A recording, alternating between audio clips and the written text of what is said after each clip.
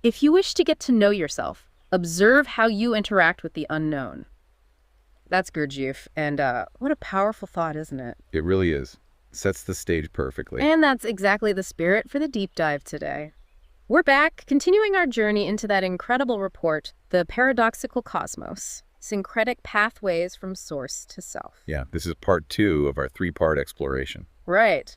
And today, our mission, if you will, is to really immerse ourselves in sections 15 through 30. A significant chunk of the report. Definitely. We'll be pulling out the most potent insights, looking for those surprising connections. And seeing how these really diverse ancient wisdom traditions, well, they often seem to be drawing very similar maps of reality. Exactly. From how it all begins, cosmically speaking, right down to the subtle forces that shape our individual lives and consciousness. It's designed for you, the listener, to hopefully shed some light on everything from reality unfolding to those, well, hidden forces and even the structures of consciousness connecting us.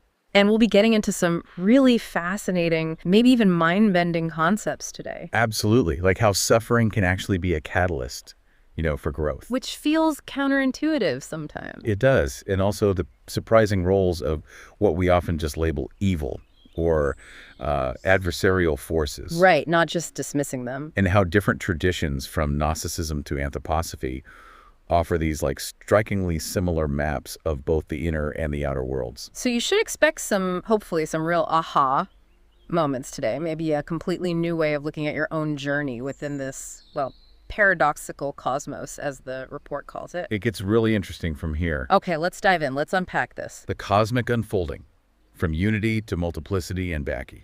So we start right at the very beginning, creation itself, exploring how this infinite source, and you can call it the One, Brahman, Ein Sof Tao, whatever resonates. Right, different names, same core idea. How it doesn't just make the universe, but it sort of unfolds into everything we perceive. Exactly. And that concept is emanation. Yeah. It's key here. It means reality flows from this single boundless source, but without diminishing the source's unity. So it's not like a baker using up flour to make bread. Precisely. It's not creation out of nothing, but more like a cascading series, like waterfalls, of increasingly differentiated realities. Okay. And the report points to specific structures that different traditions use to map this. You've got the Gnostic aeons, the Kabbalistic Sephiro, the Hermetic logos and Neuros, these divine principles of mind and reason. And then the really detailed hierarchies you find in Theosophy and Anthroposophy. So these are all ways of describing distinct levels or beings. Both, really. Levels of reality and the beings or consciousness that inhabit them, all emerging step by step from that undivided source. Yeah. Like ripples spreading out. And here's something I found really compelling, especially thinking about, your own personal journey listening to this. The report emphasizes that the appearance of separation, shadow, even suffering, it's not presented as some kind of cosmic mistake or flaw. Quite the opposite, actually. Right. It's framed as a necessary phase, a crucial part of the soul's evolutionary journey. Like a divine economy, almost, where experiencing limitation, becoming individual, actually leads to a richer, more conscious reunion later on. So concepts like the Gnostic Kanoma, the emptiness or illusion, or Vedantic Maya, and the anthroposophical fall into matter, yeah, they all point to this purposeful descent. Exactly. Consciousness deliberately moving into denser forms. It's the journey through that separation that builds the capacity for real wholeness. That really shifts how you might view difficulties? It absolutely does. If you connect that to the bigger picture, suffering stops being just this unfortunate random event. And becomes... Well, it's often depicted as a profound catalyst for spiritual growth. It's the heat, the pressure, the crucible, where consciousness really wakes up. Confronts its own shadow. Yes, and discovers its creative power. So this understanding highlights why so many traditions emphasize specific paths of return or redemption. Suffering is almost part of the curriculum. So if suffering is part of the path back, who or what guides us on these paths? Good question. The report identifies key settings and concepts acting as sort of intermediaries or facilitators for this return journey. Like archetypes of guidance. Pretty much. Yeah. You see the Gnostic Christos and Sophia guiding those spiritual sparks back home. Okay. In Christianity, you have Christ and the Holy Spirit facilitating salvation, that reconnection. In Advaita Vedanta, the guru, the outer teacher, and the Atman, the inner self, guide you to liberation. Right. And in Buddhism, the Buddha as the example, and the Bodhisattvas embodying that enlightened compassion, delaying their own final nirvana to help others. So different traditions, but a similar function, helping consciousness remember and return. Precisely. Each helping bridge that gap back to fundamental unity. So how does this play out over vast stretches of time? Does the report get into cosmic cycles? It does, yeah. Yeah. It dives deep into the Hindu Yuga cycles. Fascinating stuff. The Golden Age, Silver Age. Exactly. Satya Yuga, the Golden Age, then Treta or Silver, Dwapara or Bronze, and finally Kali Yuga, the Iron Age, which is often considered the current age. And these aren't just myths. Well, they're presented as describing a real gradual decline in virtue and spiritual capacity over vast epochs, a kind of cosmic entropy almost. Oh, winding down. In a way, yeah. And what's really striking, the report notes how closely these cycles align with the Greek mythological ages, Hayseed's Ages of Man. Wow, really? That cross-cultural link again. Yeah, from a golden age of peace down to an age of increasing struggle and, well, less connection to the divine.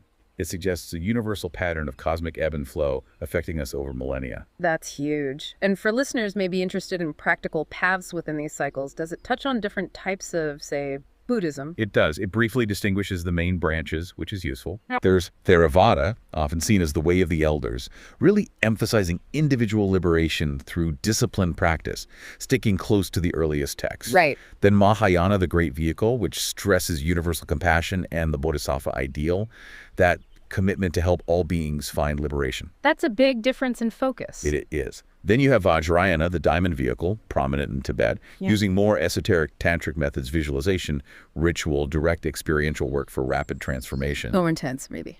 Often, yes. And finally, Zen, which really prioritizes direct, intuitive insight gnosis, often achieved through meditation, sometimes bypassing extensive scripture study. So different doors, but all leading towards understanding and liberation. That's the idea. Each offers a unique way in, but the ultimate goal of realization is shared. So ultimately, this whole journey, the unfolding, the suffering, the return, it points towards destiny. But maybe not destiny in a fixed, predetermined way. Exactly. It's presented as a multifaceted concept of destiny, a definite movement toward unity, but one that unfolds amidst all these diverse spiritual paths and requires our participation. Our participation, how so? The report stresses it's not passive. It involves integrating our own shadow aspects, consciously choosing to embody virtues like love, wisdom, will, becoming a co-creator in this evolving unity. Not just along for the ride. Not at all. And it's powerful, as you said, to see how different traditions describe that ultimate destination, even with different words. Yeah, you mentioned Christian theosis, union with God. And Advaita Vedanta's moksha, liberation from the cycle of rebirth. The Gnostic pleroma, returning to that fullness of divine light. Buddhist nirvana, the end of suffering and attachment. And anthroposophy's goal of spiritualizing matter, achieving this higher freedom. Right. This convergence, this underlying agreement, despite the different language, is a really profound reminder. The paths look different, but that deep longing for wholeness, for return, seems universal, cosmic even. A shared human and cosmic experience. Okay, that sets a really strong foundation. Navigating the inner and outer landscapes. Shadow, archetypes, and adversarial forces. All right, let's shift gears a bit. What about the forces we tend to just label as evil? This next section tackles that, doesn't it? The interplay of shadow, adversarial forces, archetypes. It does, and it presents a really nuanced view. It suggests these aren't always just, simply malevolent things to be destroyed. But necessary polarities for growth. Often, yes. The report is clear. It's generally not framing them as absolute evils in a simple good versus evil dualism, more like catalysts, forces that push us towards individuation, towards integrating parts of ourselves. So it differentiates between them. It's not all just one big bad guy. Definitely not. It defines several key figures, archetypes really, that embody these challenging forces. You've got Ahriman. From Zoroastrianism, right? Associated with materialism. Yes. Materialism, cold, hardening intellect, the impulse to make everything rigid and dead. Then there's Lucifer. Often linked with pride, false light. Exactly. Pride, a kind of false spiritual illumination, wanting independence from the divine source, but in a distorted way. Okay, so different flavors of challenge. Very different. Then figures like Moloch or Bel, often representing systemic evil, the kind that demands sacrifice, consumes humanity for power structures. More collective shadows. Right. And then Wetiko, that concept from Algonquin traditions, described as a psychic virus almost, a mind parasite of greed, consumption, delusion. That sounds intense. It is. And you also have the Gnostic demiurge, the sort of ignorant craftsman of the material world, not necessarily malevolent, but limited, creating a flawed reality. And Satan, the classic adversary, the tempter. Understanding their specific roles, their function, helps see them not just as evil, but as challenges. Precisely. As forces that compel us to evolve, often by making us confront our own limitations, our shadows, or even hidden potentials they inadvertently reveal. Okay, now here's a concept mentioned in the outline that really jumped out at me. Carlos Castaneda's predator. Ah, yes, that's a provocative one. This idea of a non-human entity that feeds on human awareness and implants a foreign mind. Yeah, it's a stark image. And the report draws really striking parallels between that idea and the Algonquin concept of Wetiko. Psychic virus of greed and delusion. Right. Both describe something inorganic or anti-organic, maybe non-human intelligences that sort of hijack human consciousness. They thrive on our ignorance, our shadow aspects, our complicity. It's just a vulnerability we have. It does, a point of entry for these kinds of, anti-life intelligences, as the report sometimes frames them. Wow. So if these forces work against the organic flow of life, does the report offer an opposite, an antithesis? It does, beautifully. It contrasts these predatory forces with the hermetic figure of Poimandres. The shepherd of men, or divine mind. Often translated as the divine mind of all, yeah. Poimandres represents the archetype of benevolent, creative, organic intelligence.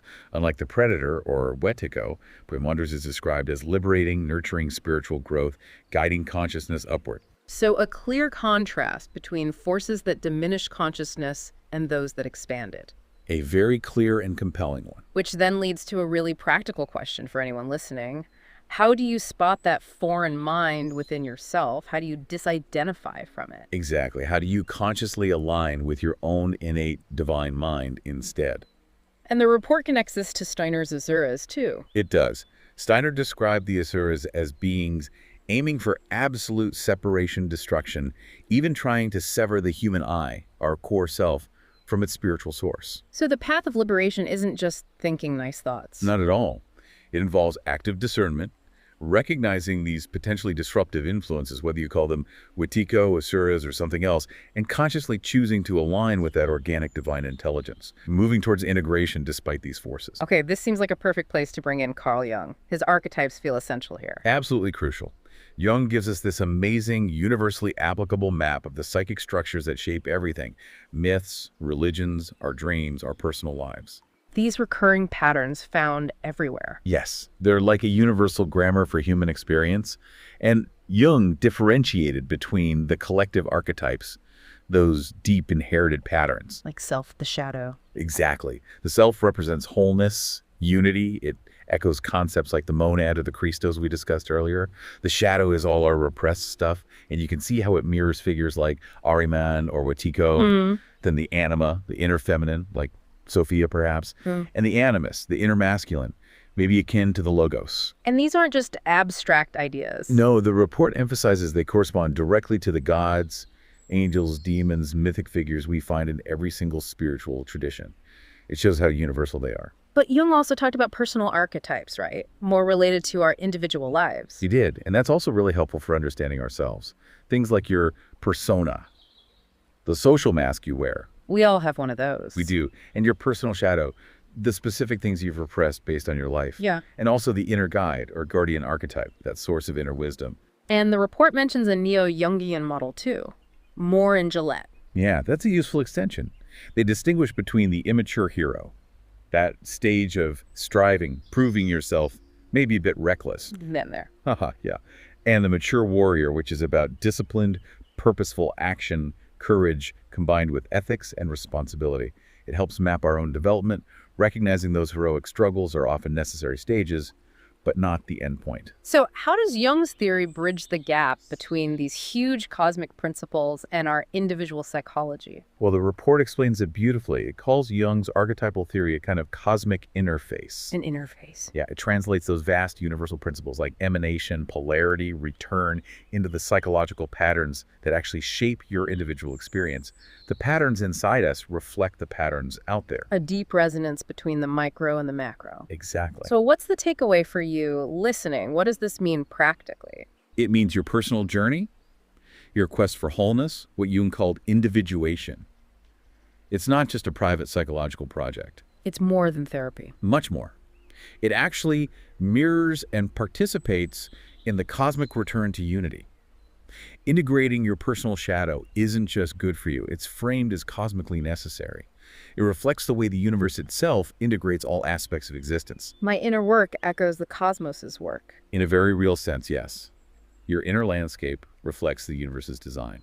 Wow. And the practical implication then for things like meditation or prayer. It's profound. It suggests these traditional practices aren't just cultural habits or wishful thinking. They work because they align with these deep universal principles. They tap into the structure of reality. Exactly. They embody archetypal patterns that help us align with these cosmic laws, whether we consciously believe in the metaphysics or not. They're effective because they resonate with something fundamental in us and in the universe. Laws of existence. Karma, reincarnation, and cosmic structure. Okay, let's move into another set of huge concepts. Karma and reincarnation. Foundational ideas in so many traditions, but the definitions seem to vary quite a bit, don't they? They really do. The report highlights that while the core ideas are widespread, the way they're interpreted and how they supposedly work can differ profoundly. So can we compare some of those interpretations? Sure. In Hinduism, for instance, karma is generally understood as this intricate moral law of cause and effect that binds the soul, the Atman, to the cycle of birth, death, and rebirth samsara. Your actions directly shape your future circumstances. Pretty straightforward cause and effect. In a way, yes. Buddhism, however, often emphasizes intentional action sadhana as the key factor shaping rebirth.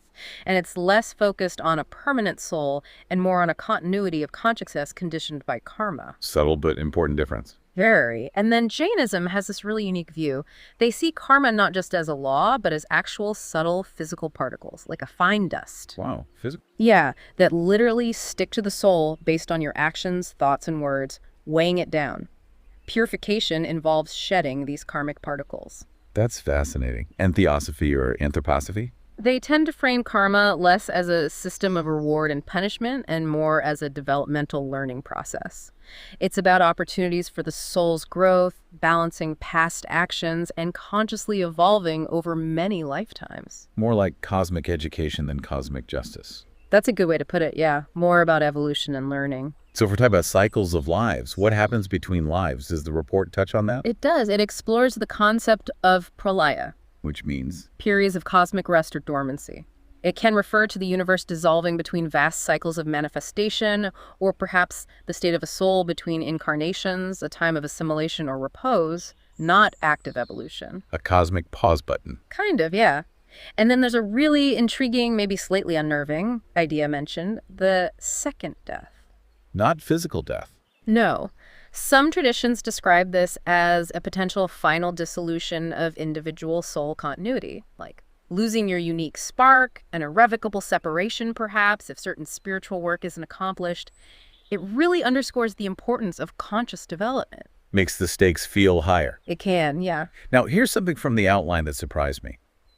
The idea that liberation or awakening might actually be easier after death. Yes, that's a point raised, particularly drawing from Vajrayana Buddhism and some esoteric schools. Why would that be? The thinking is that once the soul is unbound from the dense physical body and all the distractions and limitations of physical life, the conditions for recognizing its true nature or for achieving release become much more transparent, more direct. Fewer obstacles. Fewer veils, perhaps. So while full enlightenment in embodied life is often seen as the highest goal, these traditions acknowledge that the post-death state, the bardo states for instance, can offer unique windows for rapid spiritual progress or liberation. Interesting. Okay, so we have karma, reincarnation, life between lives. How do we tie this all together? The report mentions the Hermetic principles. Yes. This is where it all clicks together beautifully. You probably know, as above, so below. The principle of correspondence. Right. But the report shows how this whole unified metaphysical picture aligns perfectly with all 7 of the core Hermetic principles. It demonstrates this pervasive underlying order. Okay, run us through that alignment. How does it work? Well, mentalism, the all is mind, aligns perfectly with the idea of an infinite source. Reality as consciousness from which everything emanates. Makes sense. Vibration, nothing rests, everything moves, everything vibrates, reflects those cycles of descent into matter and return to spirit we've been talking about. Yeah. Polarity, everything is dual, everything has poles, is obvious in the light-shadow dynamics, the adversarial forces, the need to integrate opposites. Right, that balance. Rhythm, everything flows out and in, everything has its tides, is clearly expressed in things like the yuga cycles, those cosmic epochs. Cause and effect. Every cause has its effect. Every effect has its cause. That's the very essence of karma, isn't it? Absolutely. And finally, gender. Gender is in everything. Everything has its masculine and feminine principles.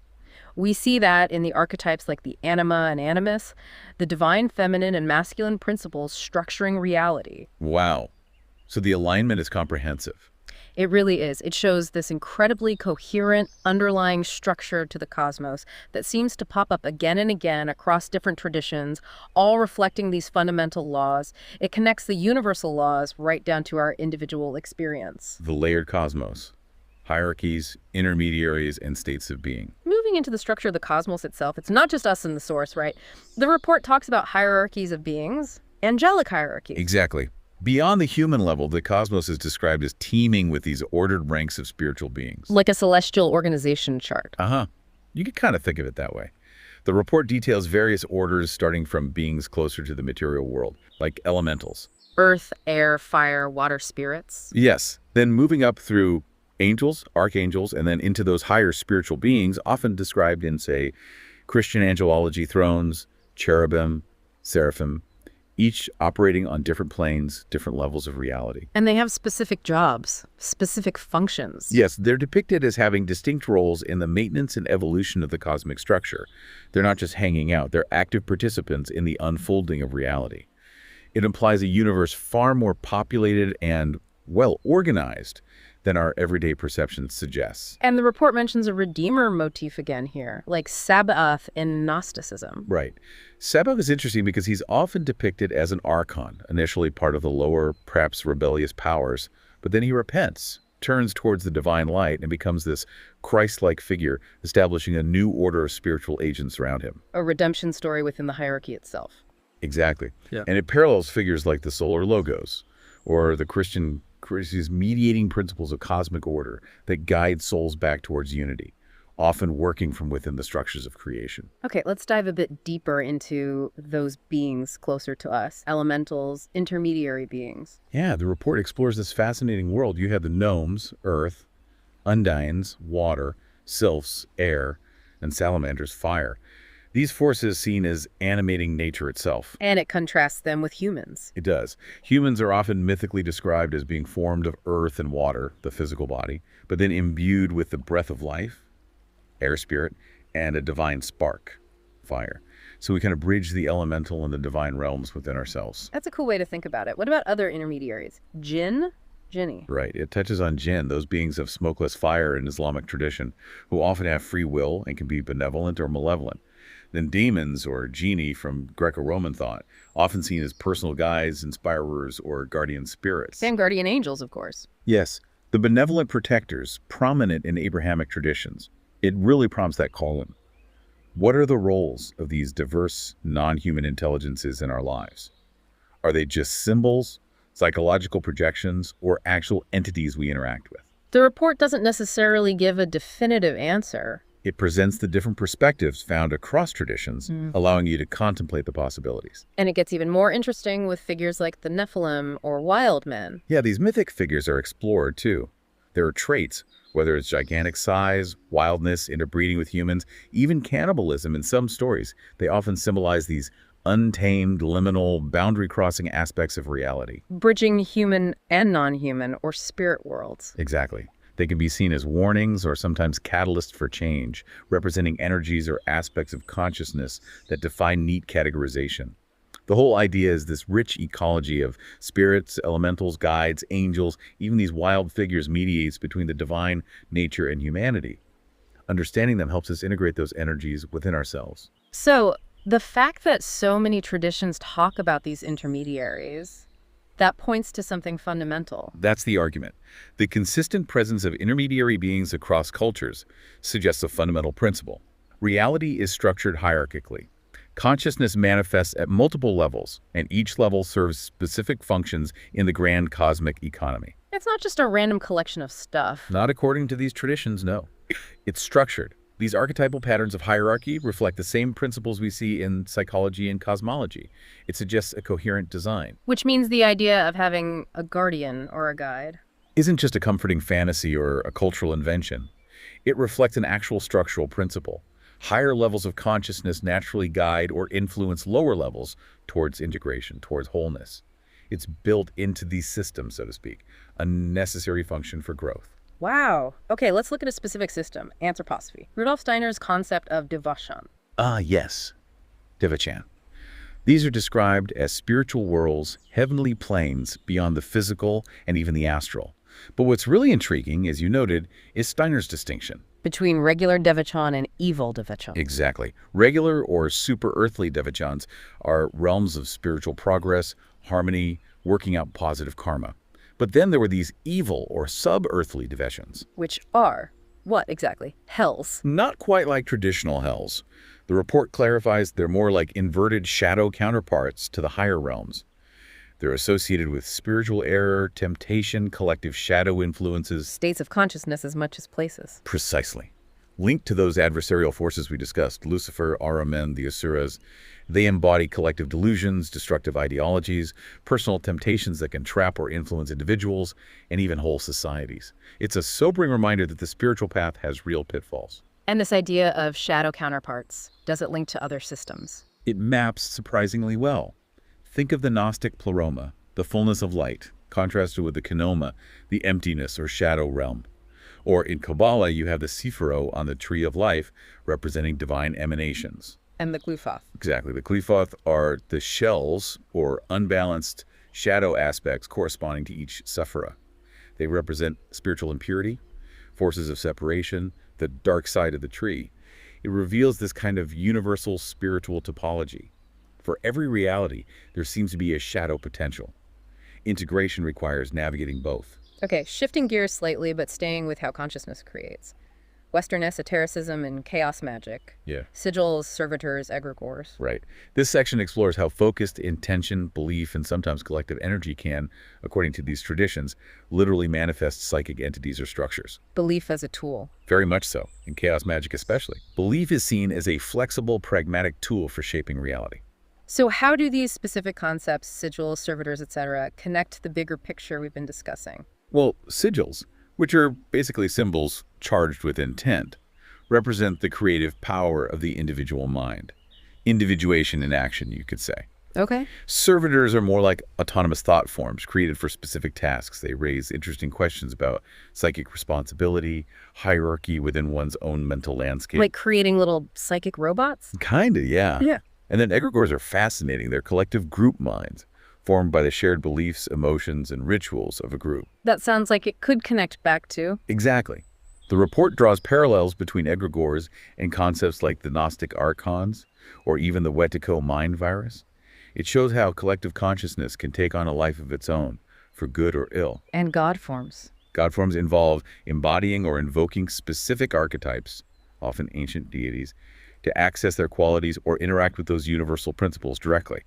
It connects right back to Jung's archetypes and the idea of cosmic hierarchy. So these magical concepts aren't totally separate. They echo the larger cosmological themes. Precisely. They offer a different lens, maybe a more hands-on approach to interacting with these same underlying principles of consciousness and manifestation. And speaking of deities and archetypes, the report looks at similarities across different pantheons. It does. It emphasizes that when you look across global mythologies, deities often fall into strikingly similar archetypal roles.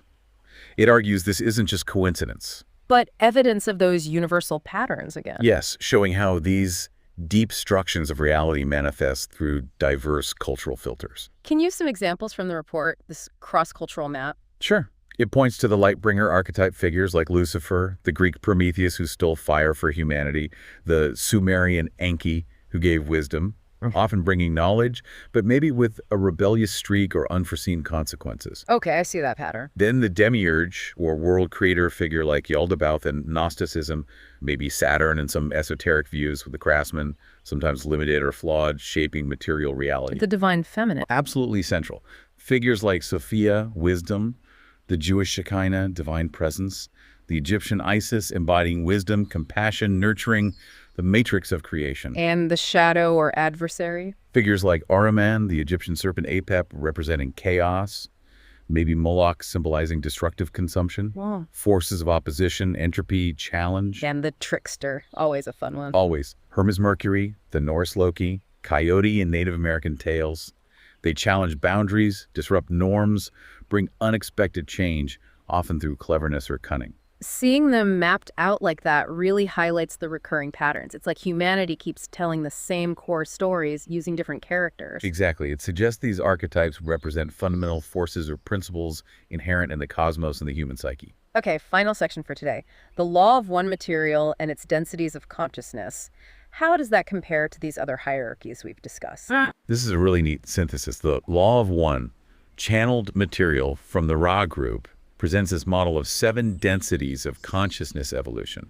The report shows how remarkably well this aligns with traditional angelic and esoteric hierarchies. Providing another layer, another map. A very compelling layered structure of consciousness and being, yeah. So can we map those densities? We can.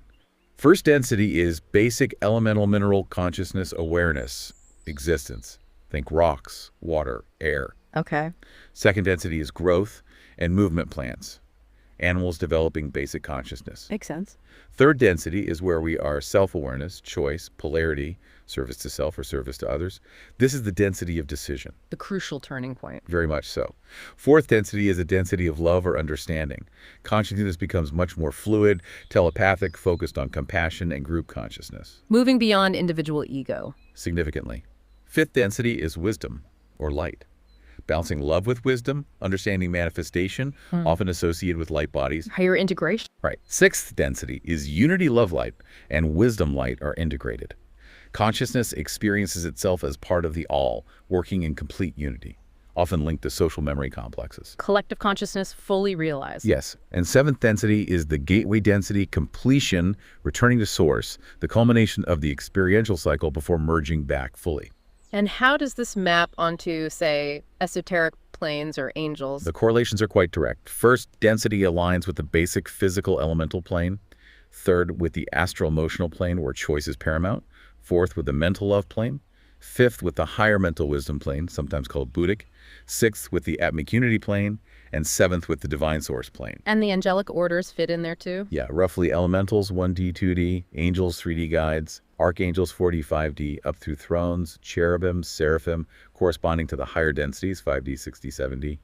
Different systems, remarkably similar structure. And each density represents a whole developmental arc. Exactly. From basic being to awareness to self-awareness and choice, then love, then wisdom, then unity, finally back to source.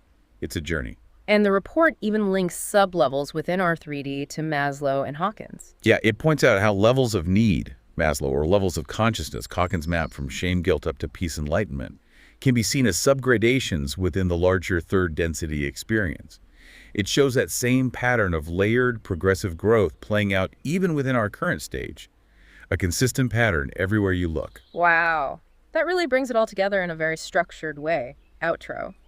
So, where does that leave us? We've covered a lot of ground today. We really have, from the very beginning, the emanation from source. Right, through the necessary journey into multiplicity, the role of suffering and shadow. The archetypes shaping our inner and outer worlds, those adversarial forces. Karma, reincarnation across different traditions, the hermetic laws holding it all together. And finally, these incredible hierarchies, angels, elementals, intermediaries, and the densities of consciousness from the law of one.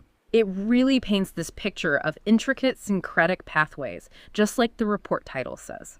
From the source, out into experience, and ultimately the path back to self, back to unity. This deep dive, being the second part, really illuminates that complex, interconnected structure. So the question for you, listening after hearing all this, How does it land?